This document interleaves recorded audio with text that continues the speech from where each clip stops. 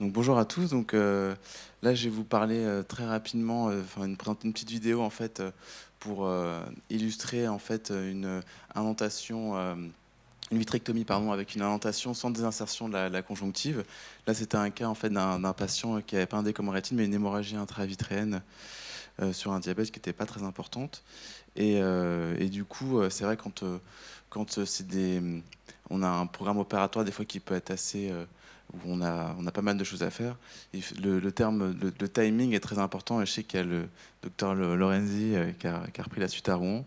Et c'est vrai que ça, c'est un facteur qui est majeur en fait, parce que des fois, ça nous amène on a l'impression de devoir sacrifier comment dire, une chirurgie parce que en termes de timing, on a mal calculé et on sait que si jamais on termine pas, on ne perd pas son décollement rétine, bah il va falloir le décaler. Donc ça peut être vraiment une vraie question. Donc la gestion du temps, c'est pas un détail, ce que je rejoins un peu ce que disait aussi Chérif.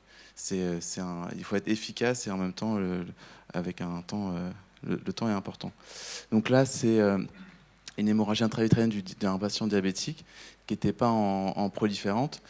Donc en fait, c'était juste pour montrer là, pour les plus jeunes qu'en faisant une indentation sans libération de la conjonctive, des fois, si on s'arrête à une vitrectomie qui va pas aller jusqu'à la base du vitré, une indentation sans insertion, ça peut quand même permettre de faire une vitrectomie dans ces cas-là que moi je juge suffisante dans ces cas-là.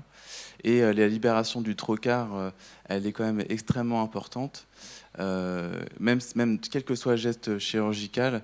Donc c'est vrai que chez les patients FAC, moi je me mets toujours l'infusion en supérieur à midi parce que c'est la seule façon dont on peut libérer le trocar d'infusion.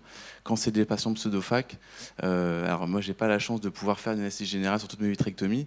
Donc là typiquement cette patiente-là, c'était une anesthésie péribulbaire avec une patiente qui avait une arthrose cervicale avec, vous voyez, la tête bien penchée. Donc je voulais la mettre le maximum possible pour avoir une tête droite, étant donné que j'opère avec la lampe à fente.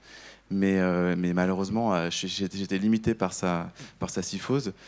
Et du coup, des fois, rien que le fait de mettre mon trocar, comme était pseudofac, en inférieur, ça me permet de récliner un petit peu le globe vers le haut. Et ça me permet de compenser en fait la tête que je peux pas en fait mettre complètement droite.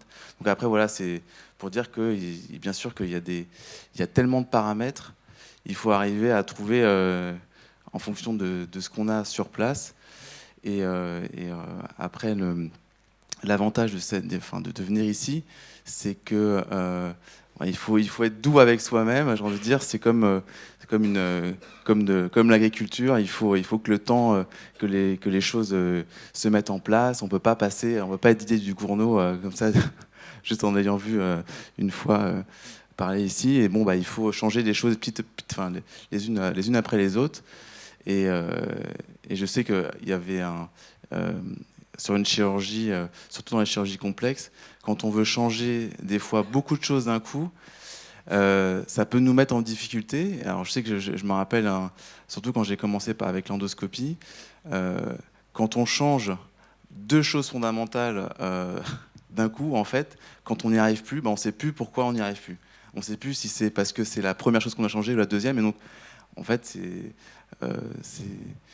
il faut le temps que ça pousse, quoi. On ne peut pas faire pousser l'un plus vite en tirant dessus, hein, donc voilà.